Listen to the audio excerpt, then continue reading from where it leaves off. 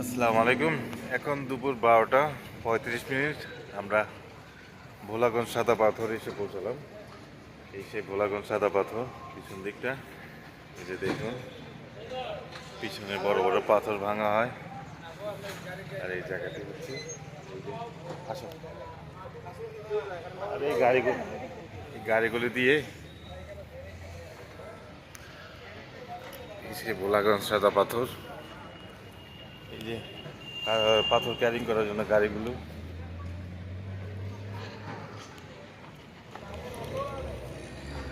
আমরা এখন যাচ্ছি ভোলাগঞ্জ সাদা পাথরের দিকে। এই সেই ভোলাগঞ্জ সাদা পাথরের পিছন দিকটা দেখতেছেন, কত পাথর আর গাড়ি। এটা হয়তো আমরা ঘাট থেকে পরে ভোলাগঞ্জ সাদা পাথর যেখানে গোসল করা যায় সেখানে যাব। ওকে, আরও ভিডিও আমাদের পরে দিচ্ছি। Thank you.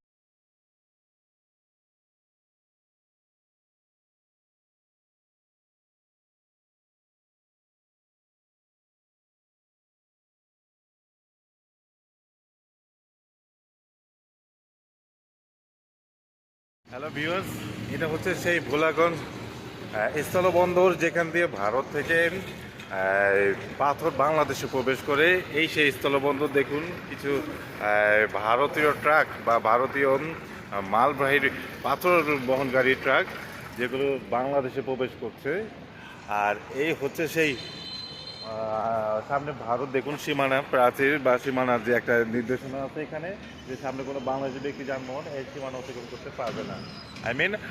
আমরা এটা এখন বাংলাদেশ সীমান্তে আছি। এই সেই বাংলাদেশ সীমান্তে আমি এখন আছি। আর এই যে এটা হচ্ছে, এদিক দিয়ে হলো ভারতে যাওয়া যায়। তো এখানে কোনো বাংলাদেশি এখান থেকে যেতে বিনা অনুমতিতে যেতে পারবে না। এটা হচ্ছে ভারত সীমানা বন্দর। তো এই বন্দর দিয়ে এখান থেকে দেখা যায় যে বাংলাদেশে কোনো ট্রাক বাহী এখান দিয়ে যায়। আর এই সেই ভারত থেকে দেখুন, পাথর এখান থেকে বাংলাদেশে প্রবেশ করছে। এই হচ্ছে সেই সাইনবোর্ড, এখানে নির্দেশনা দেওয়া আছে কর্তৃপক্ষের, ভারত। আর এই যে এখন আমরা সিলেটের ভোলাগঞ্জ সাদা পাথর, আমরা ওই দিকটা যাবো। এখান থেকে ঘাটে উঠে সাদা পাথর এরিয়াতে গিয়ে সিলেটের সেই কী বলে সৌন্দর্যমণ্ডিত যে জায়গাটি হচ্ছে ভোলাগঞ্জ সাদা পাথর, সেই জায়গাটা আমরা দেখতে পাবো। আশা করি ইনশাআল্লাহ ভিউয়ার্স আমাদের সাথে থাকবেন, এবং আমার সাথে থাকলে আরও অন্যান্য ভিডিওগুলো আপনাদের আমি দেখাতে পারবো।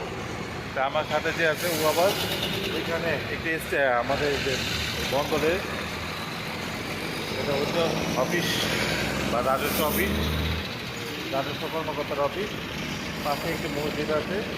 হ্যাঁ, মসজিদ আছে। এখানে কেউ যদি কোনো হয়তো ওই যে টয়লেট বন্ধ কিছু চাতে চায় তারা এখানে। তবে এই যে এটা হচ্ছে শুল্ক কর্তৃপক্ষ, যেটা আছে স্থল শুল্ক কর্তৃপক্ষ। এখান থেকে শুল্ক প্রদান করেই এই যে বাসগুলি আছে ভারত থেকে বাংলাদেশে প্রবেশ করে, আবার বাংলাদেশ থেকে ভারতে প্রবেশ করে। এটা হচ্ছে শুল্ক কর্তৃপক্ষ। এটা বাংলাদেশ মেবি বিজিবি সেটা নিয়ন্ত্রণ করে থাকে। আমি সেই কি বলে সীমান্তে ভোলাগঞ্জ শুল্ক স্টেশন কর্তৃপক্ষের সেই সীমান্তের দ্বার প্রান্তে দাঁড়া আছে।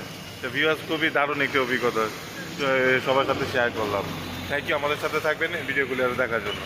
আসসালামু আলাইকুম।